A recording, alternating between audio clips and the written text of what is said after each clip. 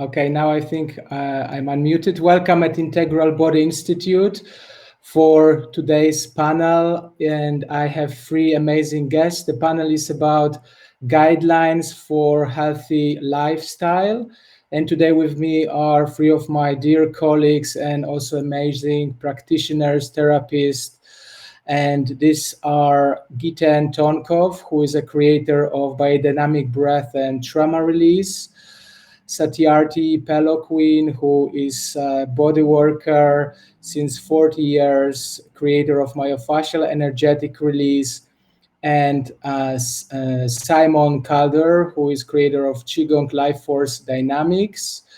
And in today's panel, we would like to talk about what is health, how we can improve our health, and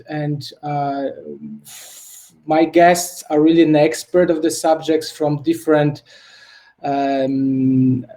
angles, can talk about it. So I will bring them back and we will start in a moment. In the meantime, I want to also invite you to ask us questions about health, what health means to you. And if you have any questions that will come during this live, please put them in chat and we'll be happy to discuss and answer it for you. So let me invite here Giten. We are already with Giten, Satyarthi, and Simon. So four of us. Great. So welcome guys. Great to see you in the panel. Are we now? Yes, we are live now for the first time, four of us in the panel. So it's super interesting. So maybe first of all, let's start from what is really health and talk about this subject. So maybe we start from Giten. How do you perceive health and what do you think of the subject? For me, health is to be in complete alignment with what existence is providing in the moment. So, of course, this would reflect in the physical body, this would reflect in the emotional body, this would reflect in actions, this would reflect in pretty much every aspect of life. So, when our body vibrates at its maximum potential, that's for me is health. So, and this can be achieved in so many different ways. There's not only one path to health. For me, health is really a topic which is so broad. Health, it could be physical health, emotional. There's a spiritual awareness that's also included in the world health, and the world health is actually comes from the world whole. It's the old English word whole. So being in wholeness means being in health. That's my understanding what health is. Great, thank you. And maybe Satyarthi. Okay, that was inspiring. That was inspiring, Giten. Thank you. I'm going to kind of piggyback on that because health is a big subject, and I love the word wholeness to represent health. So the essence of our health then would be our spiritual connection to the whole. You know, our opening to something much bigger than us and ability to allow in more and more of the whole. So that is spiritual health, yeah, to be connected to what is and all the different levels of that. And then we have physical health, emotional health, and psychological health all connected, yeah. Our physical health is so, important. And there you need movement, you need breath, you need release, you need to be energized, you need really good food, nutrition. You need to be hydrated with lots of fresh water. You need exercise, and not to, in different types, ones that lengthen and challenge your movement patterns, as well as cardiovascular and strength. So it's a holistic approach, and you need emotional and psychological health also, and they're all connected. So what we normally do is we live a somewhat unhealthy, very old program around our emotions. Old meaning way back into our childhood. Yeah, and we're reactive and judgmental around our emotions. So emotional health means an acceptance, a kindness, an opening without getting overwhelmed, being able to contain, yeah, and at the same time express feelings because they should be expressed, yeah, through the body, through the voice, through the eyes, through all of these segments that we're working with in this 7 rings of Reichian work. So that's emotional health. And psychological health, you know, is a work. Sometimes different people do it in different ways, you know, and it's work. It's like I do it through therapy, but I'm Jewish. Yeah, so I do it through therapy, and I like therapy, and I like to also give therapy to people. I like to work through their psychology and through their emotional holding patterns and get to more essential places, which is what we're doing when we're working psychologically to find health. You know, and fascia opens up the whole. It's the most holistic tissue in the body. And in terms of general physical health, it's so important because it's biomechanical. It determines your movement, the condition of your fascia. Yeah, your 3-dimensional movement. It determines fluid flow. If it's tight, fluid starts to congest. So fluid flow is so important. It determines energy flow. Yeah, and it's proprioceptive, so where you are in space. It gives you a sense of where you are in space. So when fascia is healthy, it's really an important part of staying healthy and becoming more and more healthy. Yeah, and of course it's psychological and emotional and spiritual. It's all connected. It's one organic unity. Yeah, so health. Really great. Thank you, Satyarthi. Very inspiring. And the same question I'd like to ask to Simon as an expert of Qigong and meditation also. What is health and vitality, Simon? Well, I already feel a sense of health and vitality just from listening to these amazing, healthy, vital people. Part of being healthy is to be within an environment that promotes health. So constantly referring to ourselves to creating a healthy environment for the elements of health to propagate, as if you were propagating a healthy garden, a healthy life, interoceptive organs that are healthy, the tissues, the thought states, the foods that we eat, the body that we move around in, the interactions that we have, our connection to spirit. Everything on a Qigong perspective is energetic based. So we're really connecting to the energetic environment that we create in this lifetime. We are left responsible to garden ourselves in a way as artists. And with a healthy direction, we're looking to have this garden to create the healthy bacteria, healthy tissue. When we look at the emotional body, when we look at the mental body, the collagen fibers are growing in the direction of our thoughts. So healthy, happy thoughts will create healthy, happy tissues. When we reach out, when we open up, we create collagen fibers which allow the organs to flow, the emotions to be felt. When we eat healthy food, and in a way we can look at the organs and the tissues as a filtration system.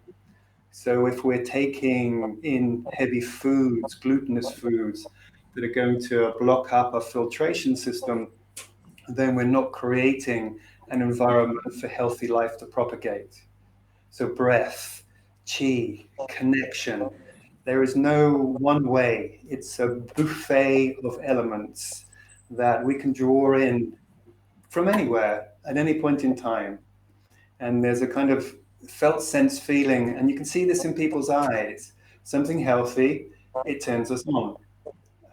We come on like a light bulb, our eyes glow. When something isn't quite right, when we've tasted something that isn't quite right, there's a natural sensation. It can be as simple as that. It's the body, the emotions, our felt sense, our connection to spirit. It's just aligning ourselves to this greater whole, this greater organic whole which we stem from. So creating that environment for health to propagate health. Beautiful. Thank you, Sai. Thank you for sharing. And we already have some questions from our amazing public. And the question is about breath. And so I feel that breath is such an amazing part of our health. The way we breathe, with the deep connected breath, we can really impact our health so much, because breath is energy, vitality. So maybe this question I would like to ask to forward to Giten as an expert in breath work. So the question is, what does connected breathing do in our daily life? So if you could, Giten, just elaborate on these questions from Irene. Yeah, let me first explain what connected breathing is. Connected breathing, it's just a special technique that we practice in biodynamic breathwork, in other breathwork modalities. So it means that when we're inhaling, there is no break between inhalation and exhalation. So this inhalation flows into the exhalation, and then it continues flowing this way. So what the connected breathing does, it charges our body with energy. Breath is energy. Our body metabolizes oxygen that we take in through our breath. It metabolizes it into energetic charge. And if we continue to bring our breath one after the other in this connected way, our body begins to charge with energy. And the question is what can it do for you in daily life? It will support you to release the excess energy that you accumulated for yourself in your body. So when our body is charged with energy, this energy wants to flow. It wants to find the pathways of least resistance. And when it finds that path of least resistance, it begins to flow through our body. But it also begins to unlock the tension that we all been carrying for so long.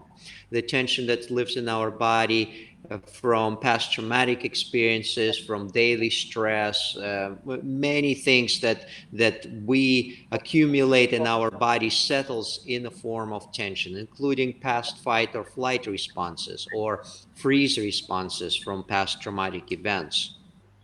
So what the breath does, it supports you to start to release whatever is still there from residual effects of trauma, whatever is still at the surface.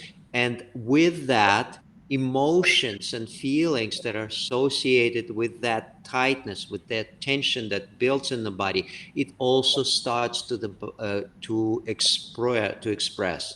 So it's kind of like cleaning the house. we are when we're deeply breathing, we're removing everything that's blocking our vitality, our vibrant, radiantly vibrant health.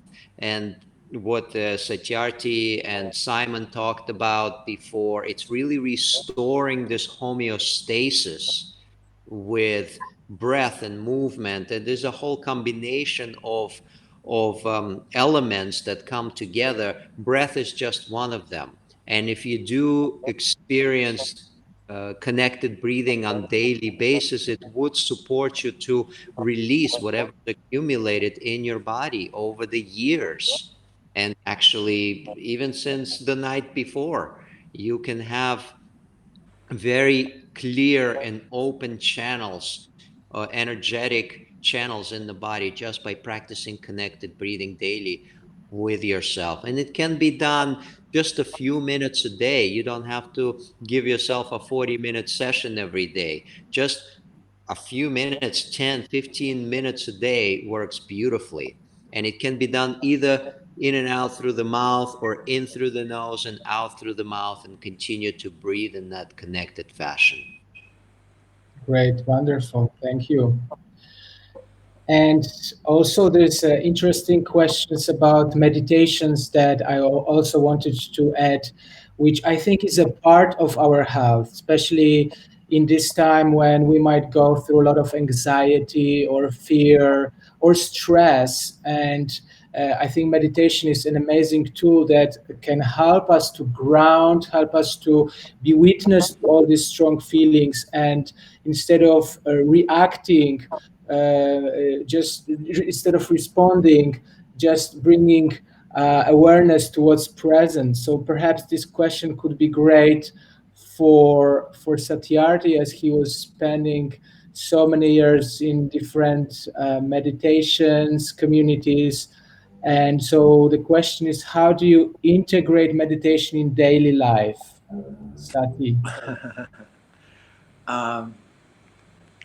Well, the first thing is you have to do it. You have to actually do it. Yeah, you have to actually practice it. The first part, yeah, you have to practice meditation. So you have to find meditation that you like. I love Osho because Osho brought a lot of active meditations and all kinds of sound meditations and silent sitting and dancing. And he brought in a whole realm of different ways of meditating. So that suited for me because I could then express myself in all these different ways and stay with awareness as best I could and grow my awareness through those different ways of moving into meditation. But, you know, maybe silent sitting is also a beautiful alternative, which I do every day. And you just sit silently and watch your breath. You know, it's another thing with breath. You can watch breath. It's zazen, it's, you know, where you watch space, but then with Vipassana, you watch your breath. Yeah, breath is something to meditate on. Yeah, and sensation. Yeah, the awareness of sensation or felt sense, just being present with felt sense and breath is two things that you can meditate on to focus your awareness and bring you into the presence of the body, which is always present. Yeah, your mind is bringing you left and right, and your body is always sitting in presence. So those are ways of meditation. Meditation is something you just do every day. And then if you do it as a regular practice, the last part is then you try to bring it into your just daily living. Yeah, you're walking, you're socializing, you're making a living, your creativity, your failures, your insecurities, your emotional outbursts, your withdrawing, all of it. You bring awareness and mindfulness to, and that becomes a more meditative way of living.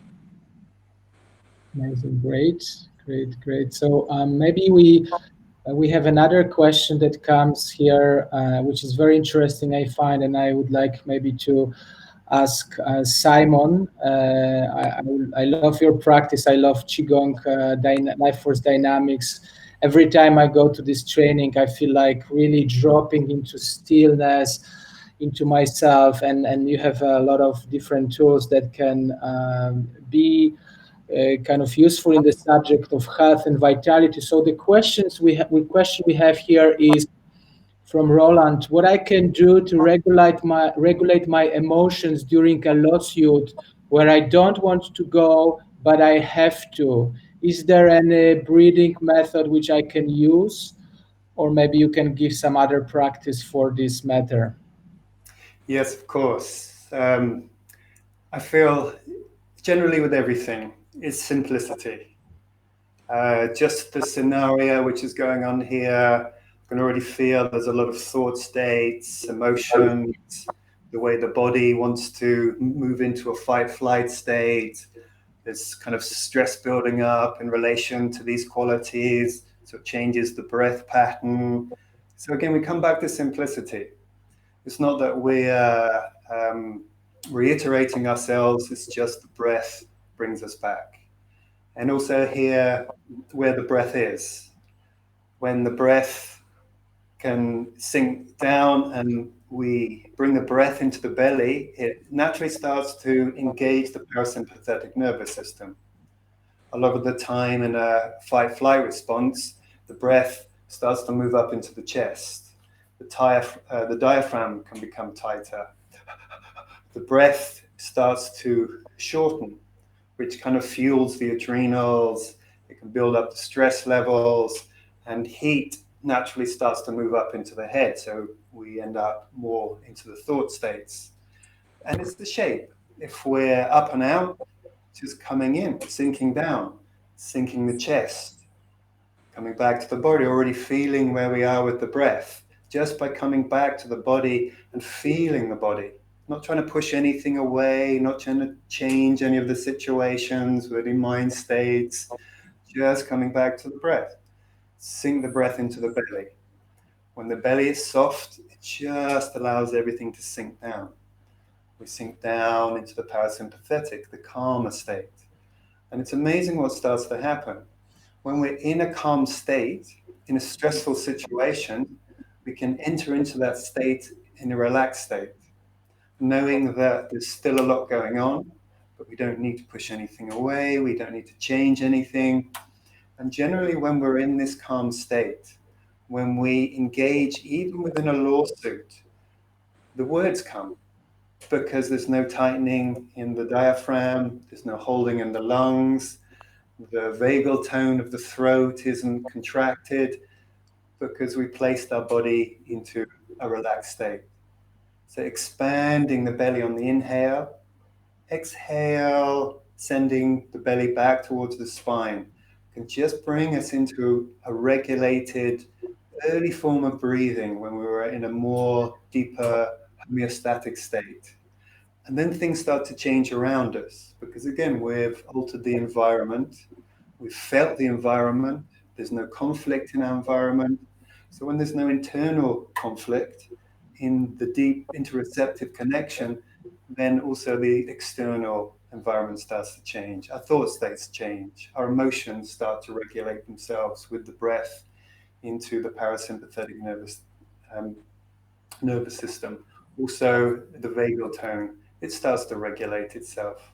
So breath, presence, coming into the felt sense here and now, earthing yourself in the body, engaging with a parasympathetic breath into the belly. Great, wonderful.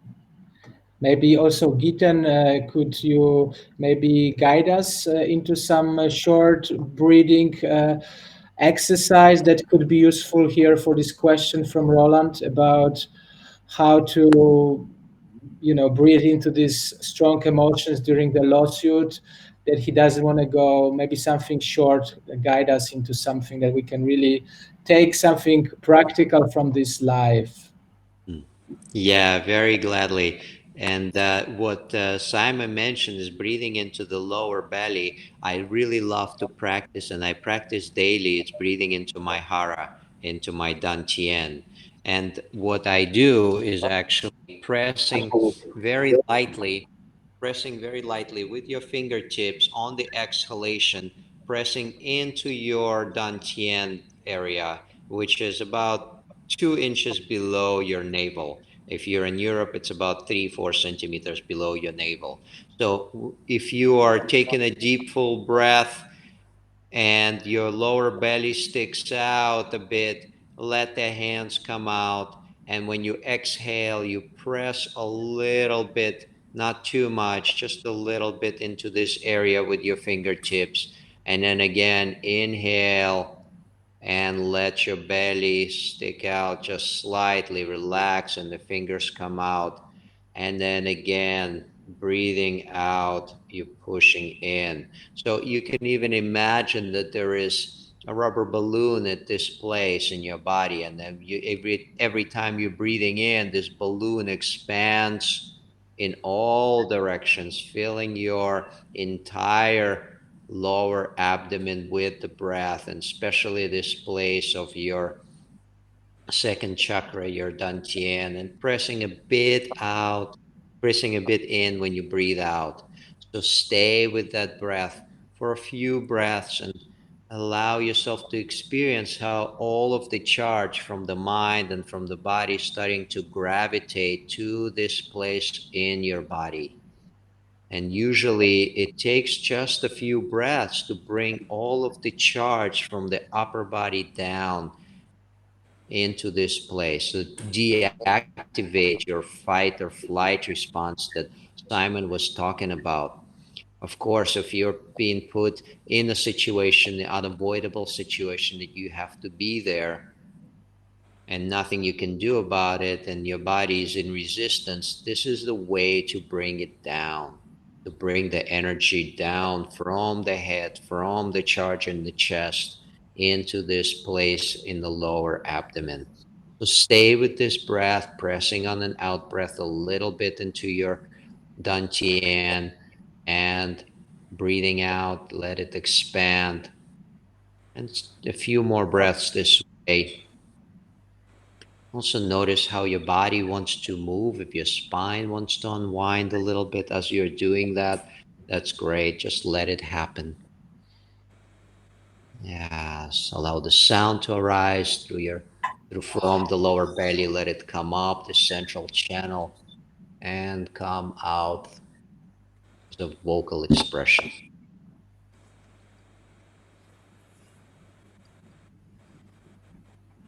Great practice. I already feel much more calmer. So I hope that practice can be used by our listeners. And I will just move on with one topic in a moment. But in the meantime, I see some of you here on the chat. So I want to encourage you to ask questions. We have such a rare opportunity here to have all these free amazing expert lives. So just ask any questions around the subject of health, vitality related to breath, body massage, bodywork, Qigong movement, and we'll be happy to continue that panel. Oh, something moved. So there's a comment from Roland. Thanks, Simon and Giten. Most I knew already, but it is nice to hear from you guys again, since it is not so difficult to tell my clients, but difficult to do when it comes so close. So that's great insight. Yeah, sometimes though practices we know, but we forget or we don't do them, and it's so simple to bring them into the life. Yeah, I would love to ask maybe you, Nisarga, to share, because I know you for many years, and you're one of the most experienced body workers that I had the chance to work on me. So what is the value that you put on body work as a practice for yourself, and as a receiving and practicing it? What is it for you as a body worker? What does it mean, and what value you find? Thank you for asking.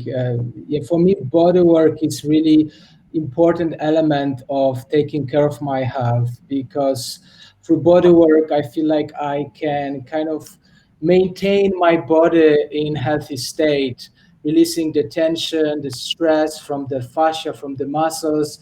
So every time I go into period of my life where I would be a little bit too stressful, or there's some anxiety coming up, first thing I do, I look for great body worker around. I travel a lot, so sometimes it's not easy. Or I just do self body work that I learned lately from Satyarthi, which is such an amazing way to firstly connect to my body, to check how my body wants to be touched, where my body wants to be touched, creating that intimate connection with myself, which really brings me back to myself and to this state of presence and state of loving my body, listening to my body, what my body really wants to express and what my body wants to tell me, because all the experiences are saved or remember in our body by in the tissues, in the muscles, in the ligaments.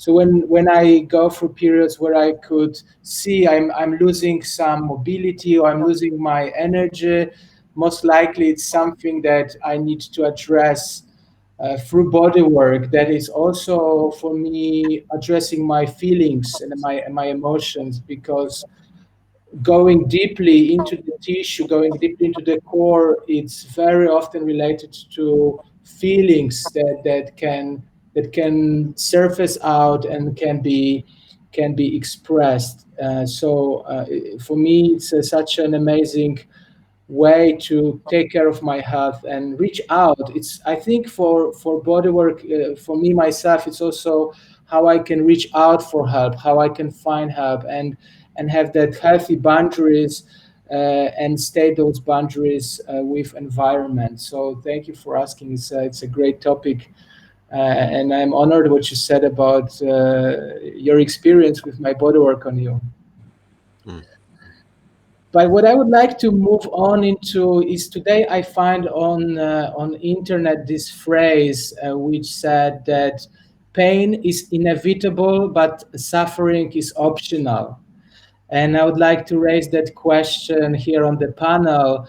So again, the pain is inevitable and suffering is optional. So I noticed that all of us are experts in health in our own ways, and I know many other experts on health, and yet I notice that no matter how much we know, we still sometimes go through periods when we have aches and pains in the body. But how we can really don't get attached to this pain, and how we can come out of this pain. So something I would like to ask maybe Satyarthi, as he's a founder of Myofascial Energetic Release, which works so deeply with the pain syndrome, helps people come out of pain through body work. So maybe Sati, what's your take on this? Well, my first take is this, that when that statement was made, it was more about emotional pain. Because pain is inevitable. Yes, you're going to feel emotional pain, but how you deal with it is your choice. Yeah, if you can allow it and accept it and embrace it, then it no longer becomes pain, it becomes a growth process. Yeah, and we all know that. All of us that are working on ourselves, we've all had that experience countless times. That when we surrender and open, with a sense of awareness, but sometimes not even, to our pain, when there's support in the atmosphere around us, it opens us to something deeper than our pain, to more of our essential qualities. Yeah. Now with physical pain, physical pain is inevitable. And to some degree or another, it's inevitable. Emotional pain is inevitable, and suffering, the difference is that suffering is just, you're recycling pain by keeping yourself in a hamster wheel. Yeah, you're telling yourself you're ugly, you're stupid, your superego is going crazy. You're ugly, stupid, and incapable of getting what you need in this area, relationship or work or whatever. That's a kind of loop of suffering that people hang in, and they don't grow from. Opening to pain with awareness, you grow. And the same is true with physical pain. Yeah, like backaches and neck aches and belly aches and headaches and knee pain, all the different pain syndromes that people have, that we have.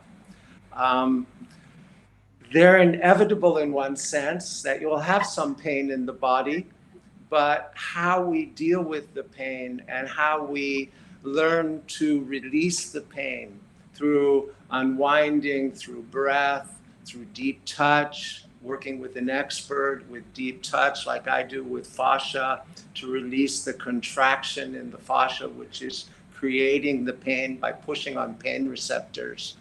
And releasing it, and then bringing movement and energy through to restore health there.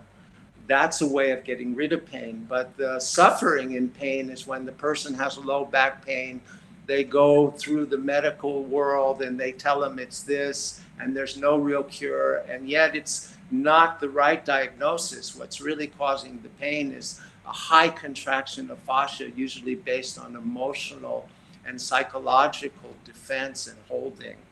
Yeah, that stores, say, in a low back. And then they get told, no, they have to have an operation in their disc. So they do it because they don't know any better, and yet they still have the pain. And there's billions of people like that, you know, on the planet. It's very unfortunate. And that's the suffering and pain, when there's ignorance there. But when you bring light to the pain through understanding, through awareness, and through the ability to support people to come out of pain, then it's a growth experience. So it's just your reference to it. So pain can be a great indicator to help us grow, basically. Yeah, and it is. Even back pain or headaches or this or that, they're part of a holistic system of emotional blockage, psychological defense, yeah, that tightens up on the fascia and holds tight and congested and stops fluid flow, stops movement, stops proprioception, yeah, and then causes chronic pain.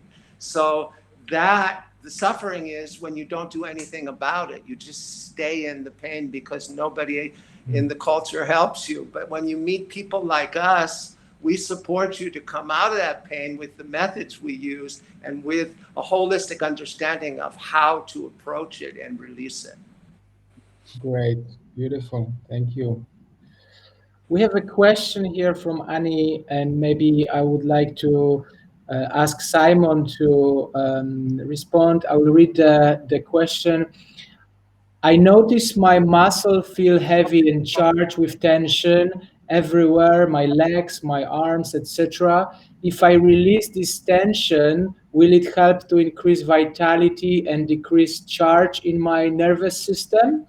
If so, what ways would you say to discharge this muscular tension, mainly working by myself?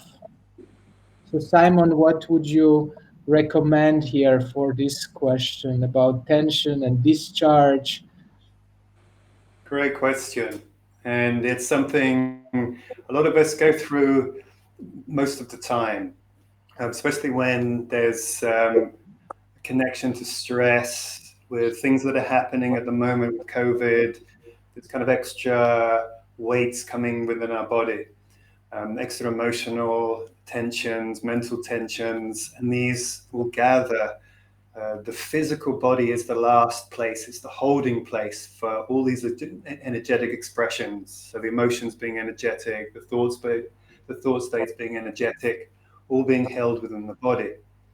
And we require our life energy to hold tension. A lot of these stresses that are building up, we're creating a charge actually in the body to hold these in the body. So it actually takes our time, our energy and focus, whatever we're focusing on, to hold these charges. So in a way, we're looking to move the charge. Life is like a river of energy. It's not that we're looking to empty the river and fill the river up with something new. The energy is there. And whether it's stress energy or a feeling of heavy energy in the body, that's still our life force energy. So we're not necessarily getting rid of a charge, we're just changing that charge within the body. Sometimes we can get into the modality of wanting to get it out or move it away. And when we focus on something, when we send that energy of the focus into that area, we can actually increase the charge.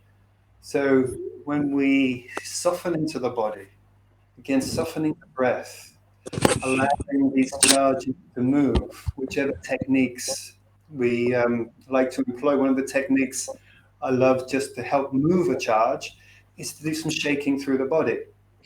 And I've often shared this with people around the world, that you can have a charge come into your body. Let's say there was one lady almost had a car accident, and she held this tension within her body. And after a session, she realized that she could just start to move this energy within a few minutes, just by shaking, just by employing the breath, by not focusing on whatever it was that was creating the charge, And all of a sudden, the body is already rearranging that energetic charge, moving into the areas of the body that the energy is required to go into to help rebalance the emotions, to help soften the energy flow, because we're no longer holding that charge in a way that's taking our life energy. And through compassion, whenever we discharge, whenever we move the charge and allow it to come back into the system, then we can use that energy. So there is a charge of vitality there. There is a charge of health that will naturally come back into the tissues. It will naturally help us to release and communicate our feelings through our emotions, and to come into the bone marrow, the organs, to actually kind of allow that sense of deeper health to take place. So charges are building. We're allowing that charge to move because life is constantly moving. It's usually where there's some holding or stagnation that charge is allowed to build up. So shake it, move it, feel it, and then allow that energy to just come back into the system, create more vitality.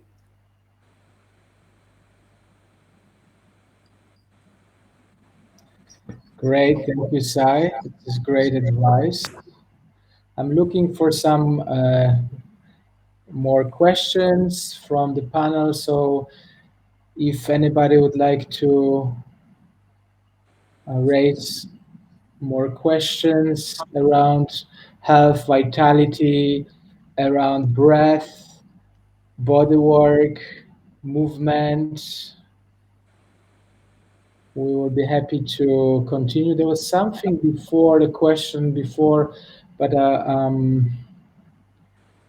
there's a question that was related to that deep connected breath that Giten was talking about, and then was related to that question: how do you know which part of your health you must develop? What is good? What are boundaries? Maybe this would be a question to Giten, if that is clear for you.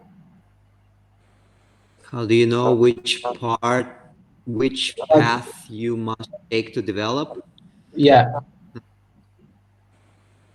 I think this is very individual. You need to like the path that you're on. It should not be a task. It should not be a chore. It's something that attracts you, something that you enjoy doing on a daily basis. I enjoy doing movement. I enjoy being in the nature. It's also a path. I enjoy breathing. It's all about finding something that you really benefit from, that you enjoy doing daily, so you have the juice to do it daily, and stick with it.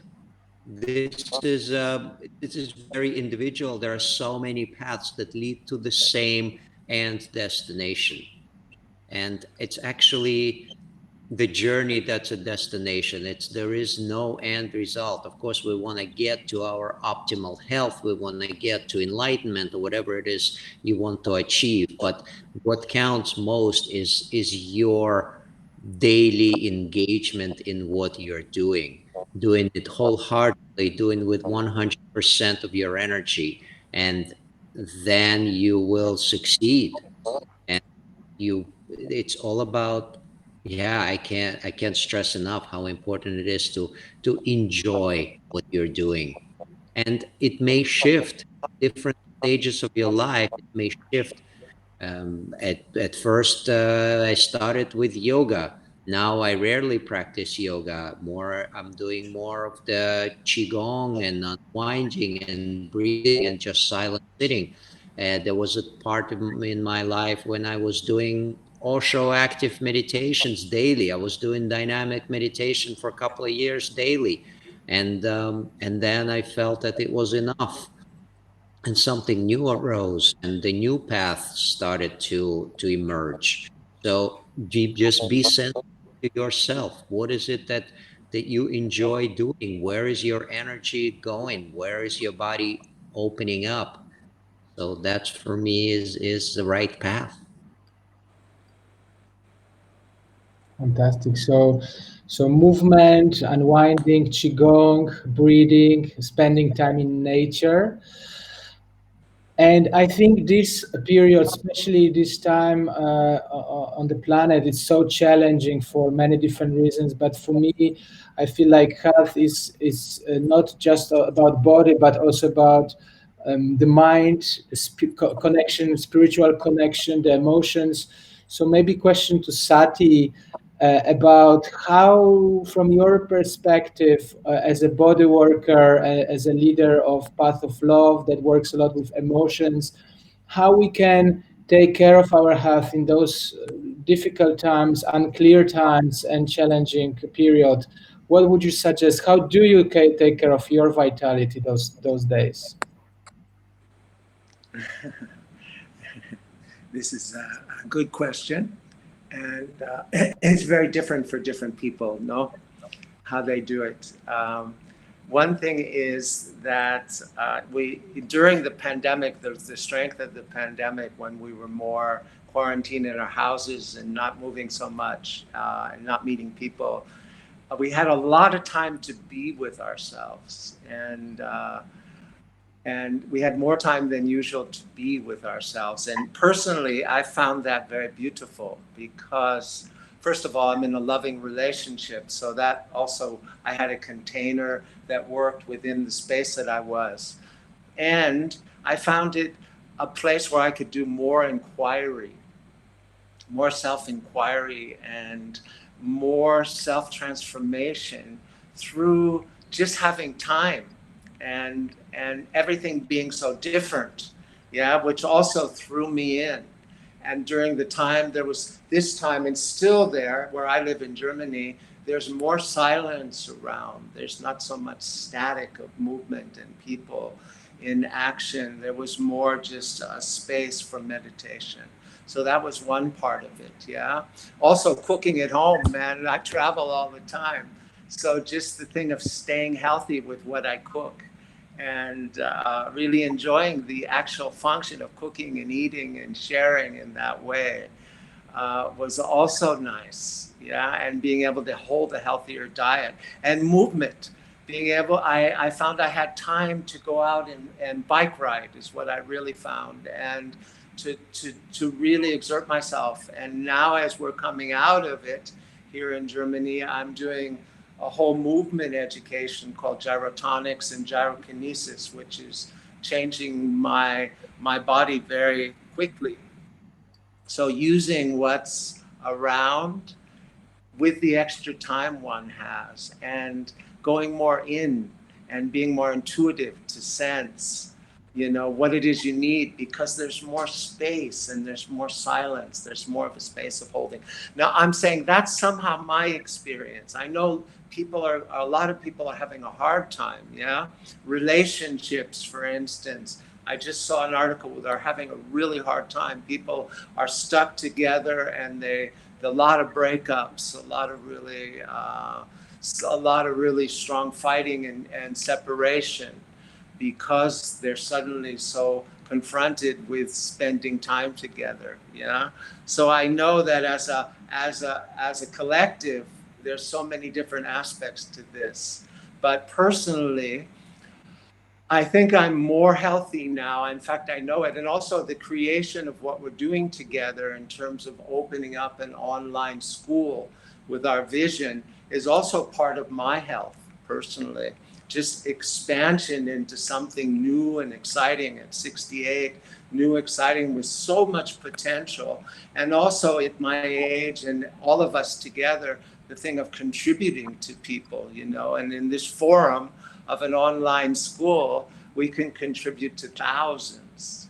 So that is very rewarding. And the last thing is connection to my calling, yeah, which is my spirit, you know, my divine presence, and coming back to that place. And I found that this time I meditated more, I had more focus in my spiritual quest.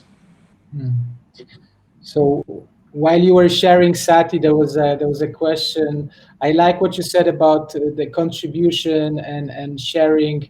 I think it's a big part of it. But the question raised: can you influence, for example, diabetes with all the elements you work with? perhaps maybe for Simon.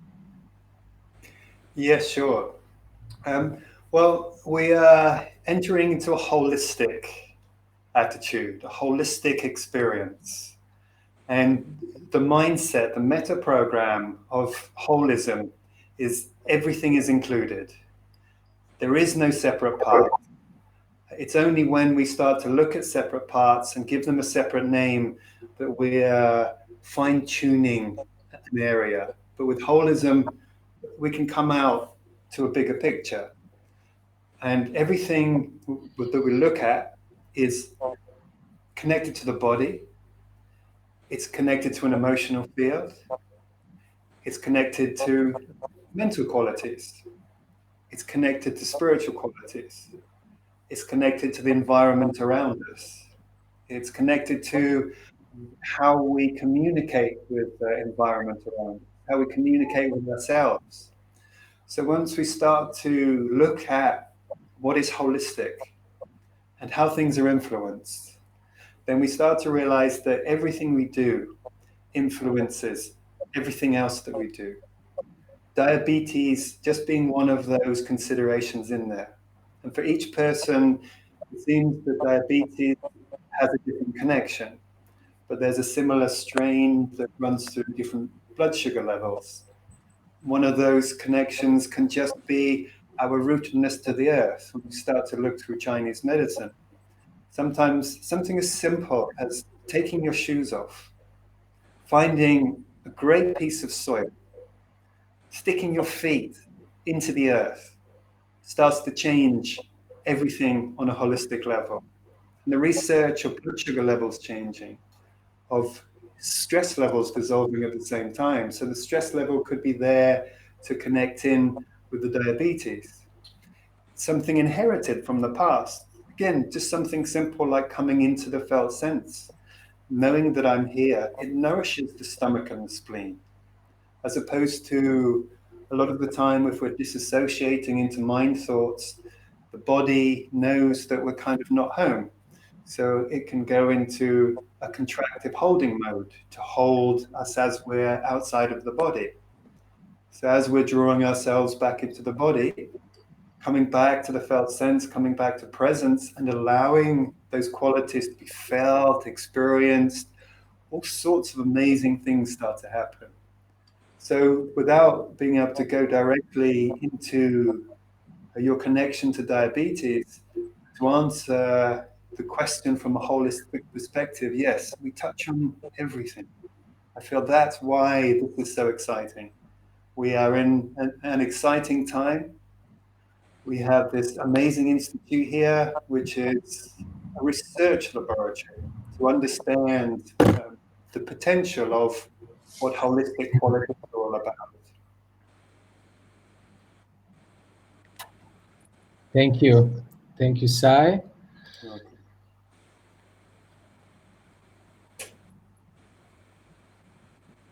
I don't see any more questions. Any of you would like to add anything to what we were discussing so far? I feel like we will slowly go into completion, and I will check if there's no more. I would like to say something, Nis, if that's okay. Please do, go ahead.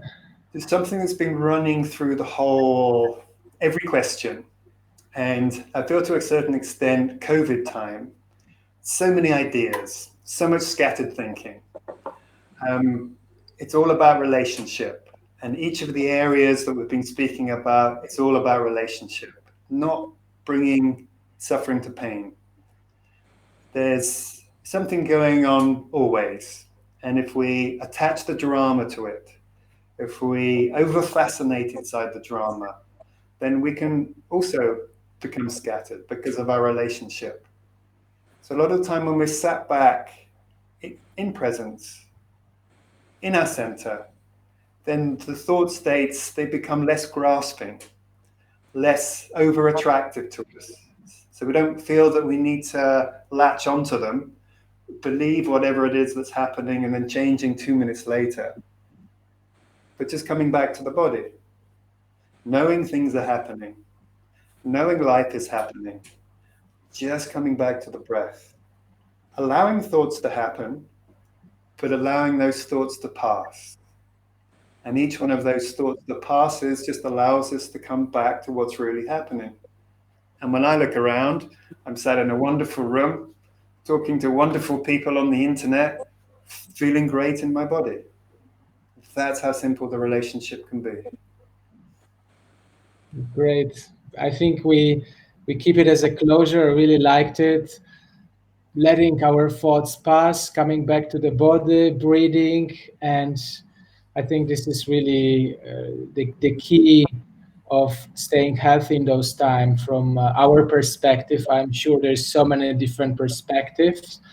And so thank you, all of you. Thank you, Giten. Thank you, Satya and Sai, for joining for this call. I'm sure our public had a great time and learned a lot. And for me also, this time is very exciting, as Sati said, about creating a new direction for online work, creating online school that will be parallel to what we are offering. I can't imagine doing therapy and bodywork and breathwork only online, but I think online is an amazing addition to reach out with our message to the wider world. So I'm also happy to be with this co-creation with you guys and spread the word into our audience. So thanks again. And if you guys want to know more about us, just follow Integral Body Institute, follow our newsletter, and all the informations are on the fan page. We'll be happy to give more offerings online and see you somewhere around the world. Ciao. Thank you. Everyone. Thank you. Thank you all. Ciao.